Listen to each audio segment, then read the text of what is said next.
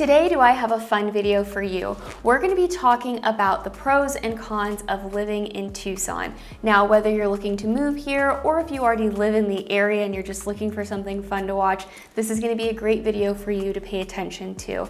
Now, this isn't my normal video that I normally am doing where I'm walking through new construction communities and touring areas. So if you have any interest in looking at those videos, make sure you check out my channel. But today we're going to talk about the nitty-gritty of Tucson, the good, the bad, the not so ugly. So let's get right into it. Up first, let's talk weather. Now, thankfully at Tucson, because we are in the Sonoran Desert, we get over 300 days of sunshine. So for me, I think that is a pro. Of course, I do still love when we have our rain showers, but we have so much natural vitamin D, and it's also great for just having those nice mild winters. Again, we're in the Sonoran Desert, so we do have mild winters. Our average winter days are anywhere between in the low 60s to low 70s. Now, of course, it does get cold. It can get cold out here in the desert. We did have a day recently where at night, so very, very early morning, late night, it was around low 30s, and that can be pretty cold, but it does gradually heat up throughout the day, which is nice during the winters.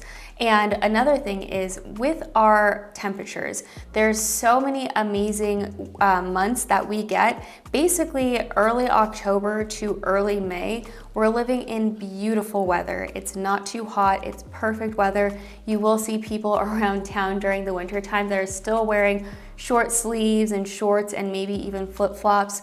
Again, we're in the desert, we don't get snow days, and if it does ever snow, which it's very, very rare, it hardly ever sticks, but that's maybe once every winter, if that, if we have some pretty extreme weather, but it's pretty rare. Now, let's kind of talk about the other side of that. Again, we're in the desert, so we do have hotter summer months. Now, one thing I will say is that although we do get hot, we don't get as hot as Phoenix. Phoenix does get hotter, and even that 5-degree difference makes a massive, massive difference during the summer times. On average, we're getting in the low hundreds, and that's really end of May until probably end of August, maybe early September if it's a weird year. But we're really, really kind of staying in those low hundreds. Sometimes it does creep up a little bit depending.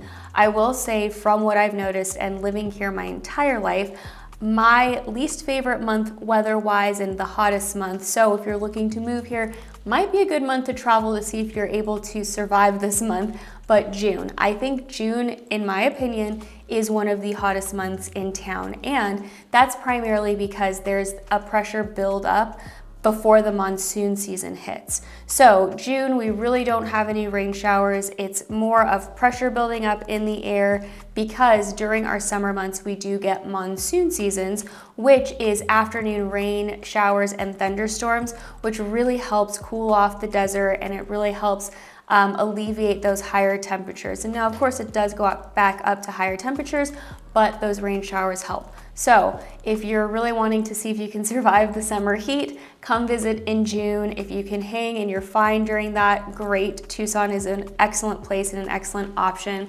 And I will say, even though it does get pretty hot here, there's so many options of indoor activities. You stay inside, you run your AC. Everywhere you go, grocery stores, restaurants, everywhere has their AC running. You can hang out by the pool. And another thing, because it's summertime, you want to make sure that you're wearing your sunscreen. We're in the desert. We have over 300 days of sunshine. So you want to make sure that you're protecting your skin, your face, everything. That's a huge key point for living in the desert. So beautiful, beautiful weather majority of the year. Of course, it does get hot and toasty, but I would take the dry summer heat over crazy, crazy snowstorms during the winter time. Okay, next, let's talk about affordable living. Now, again, this is all in perspective. It might be affordable for some people, it might be affordable for others, but I'm basically going off of the national average and also comparing to bigger cities. Of course, we're always compared to Phoenix, and then we do have a lot of people who do move here from those bigger cities. So cost of living coming down from those major cities it is a lot less. So I get it. It might not be affordable for everybody. It might be overpriced. And of course, prices across the nation have gone up. So we're not going to be getting those super, super low affordable housing in this area anymore. That's just kind of the reality of the situation. But we are a lot lower than a lot of places throughout the United States. As of December 2024, the average home sales price was $432,000. That's just across the board. That's more so your standard starter home.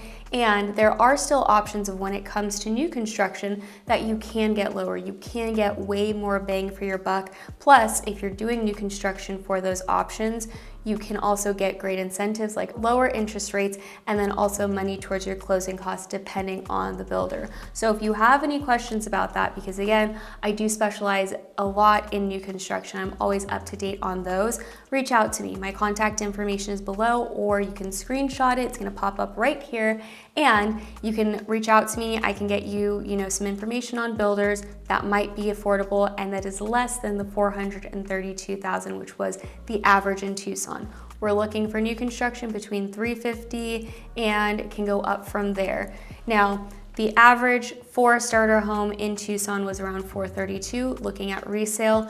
And of course, in Tucson, you do have other home options that range from $600,000, $700,000, $800,000, all the way up to multi-million-dollar homes, which there are some beautiful custom home options. But the great thing is if you're looking to move here, if you're wanting to stay in more of a starter home or just finding a great home, you can get one for well under low 400,000s, or again, new construction, which could be even lower.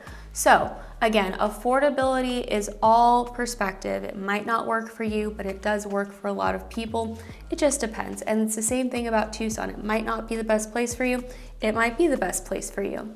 Now, if we're talking about groceries, I'm basing this off of, what it does cost for a two-person household. On average, groceries are costing around $100 to $120 a week here in town. Of course, it is all depending on where you grocery shop.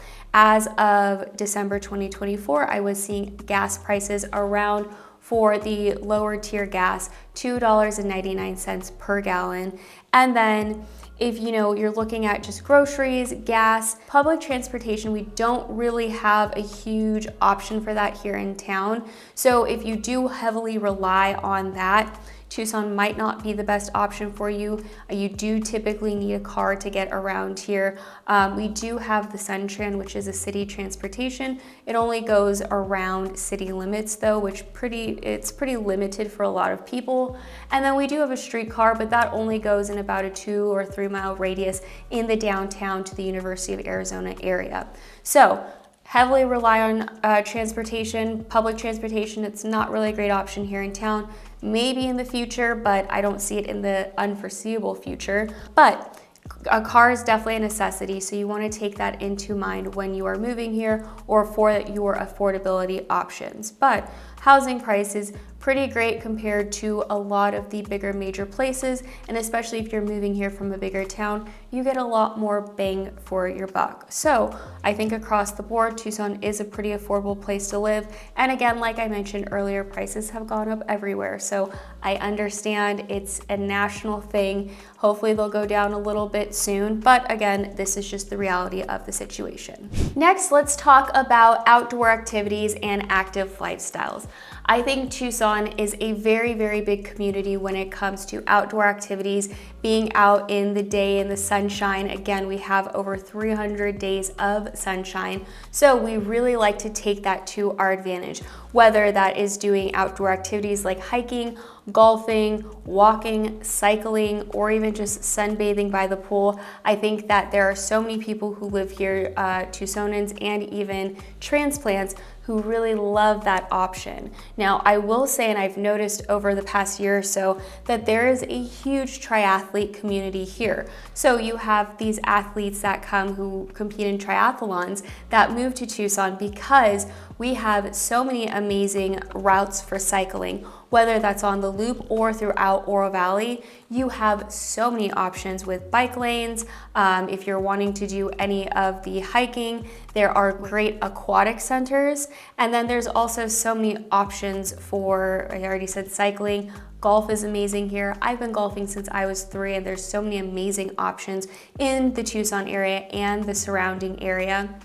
And then of course, we're also really big with parks, the community parks, and then also dog activities. So whether that's dog parks, walking your dogs around the neighborhood, you will see probably 5 to 7 dogs every morning, depending on where you live, being walked by their owner. So people love to get out and about. Now, if that's not necessarily your thing, it's okay. I mean, if you prefer to be more relaxed and not be outside, that's okay. There's a community for that as well. But I will say really, the people here in town love being active, whether that's going to farmers markets or just being active in the community and joining a local adult soccer league or volleyball league. There's all of those options throughout town, and I think that there's a big community for just outdoor enthusiasts, especially if you're going hiking, trail walks. You can pretty much, if you're in the outer areas or kind of in town too, you can be within a hiking trail within 5 to 15 minutes depending on where you live. And we're also in a great national park. We have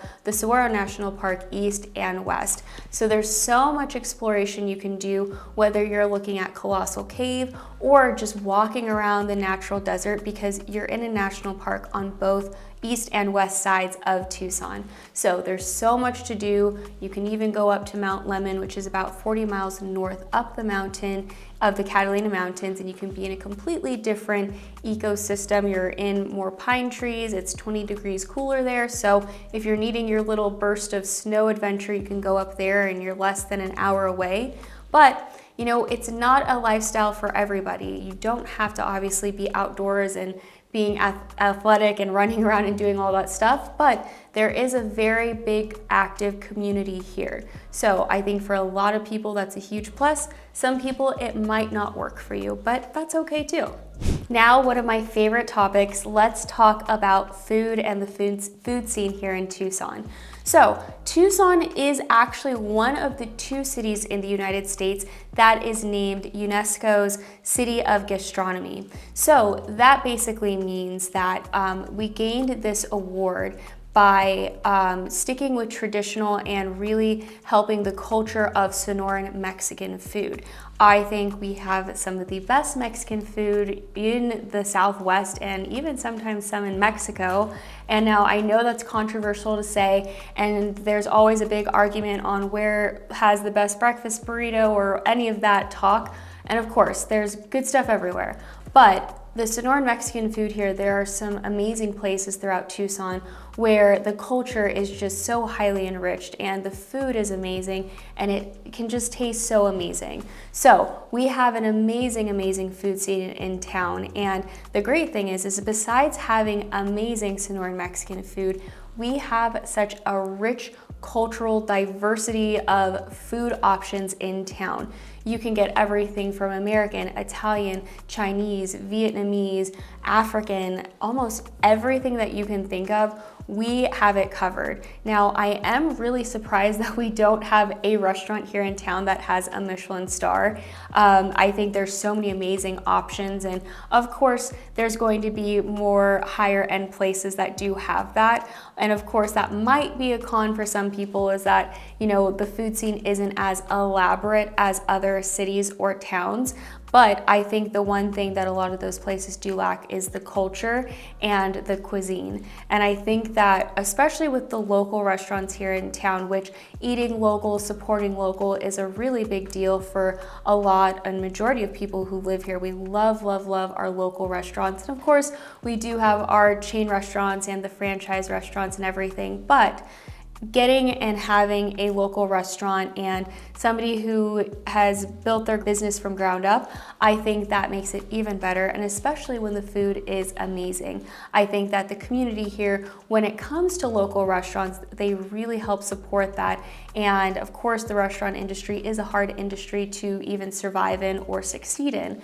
So there's amazing restaurants, everything from the Flores family, who has developed Charo Concepts, which started with El Charro, which is an amazing Mexican restaurant that started, I think, over 100 years ago or so.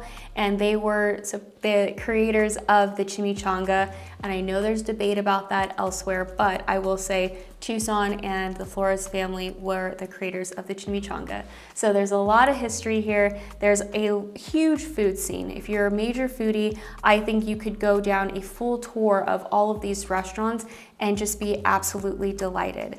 Now, there is a little bit of lack again for super high end. We do have some beautiful high-end restaurants, but if you're used to those Michelin stars, or if you're used to 8-course meals on a Friday night, you're probably not gonna get that necessarily. Tucson is a little bit more low-key, so we do dress down a little bit more.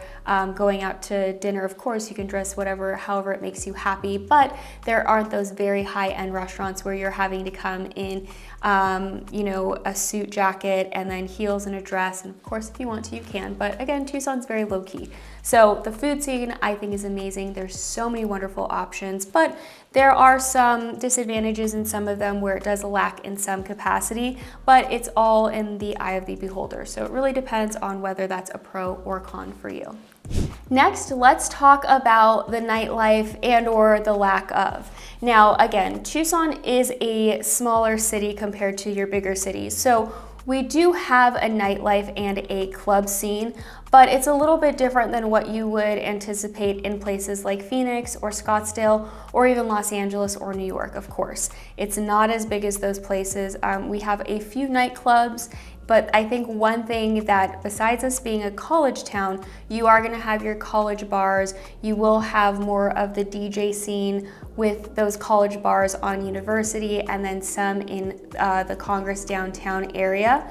But I think one thing that I think makes up for it is because Tucson is a little bit more lower key, not as pushy on the nightlife, there is still a fun nightlife. Now I know that contradicts it, but really what I mean by nightlife is those high-end clubs that you go and you do wait in line for a lot of these places, but it's nothing like Scottsdale or Los Angeles or those bigger cities.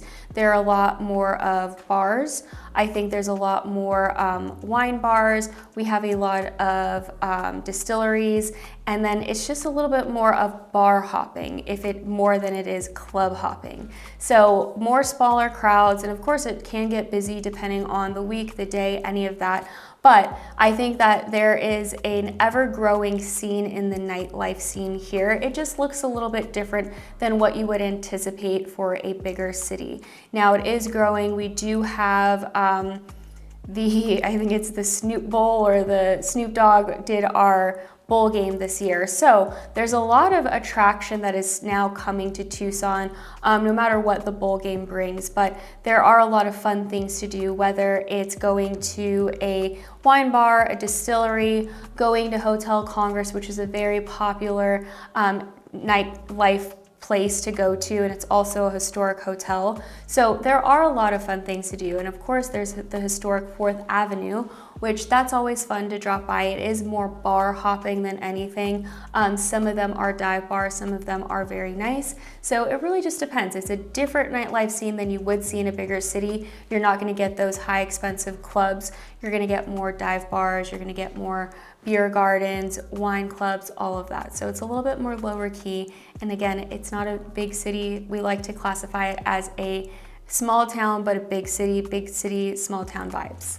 And last, let's talk about community. Now, again, I'm born and raised here in town, so I might have a different outlook than some people that might move here, but from what I've picked up, obviously from myself, and then from clients who have relocated here, is that Tucson is a very friendly place. Now, not everybody is friendly, not everybody is gonna smile at you. I understand that.